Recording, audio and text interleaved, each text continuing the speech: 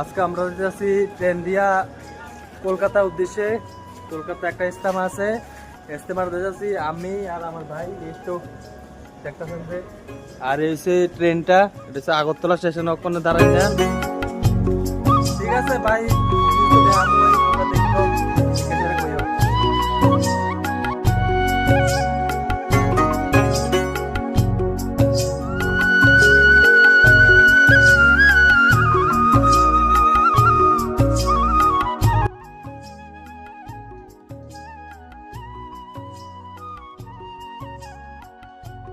তো গাইস দেখো তোমরা, এটা হচ্ছে ফারাক্কা।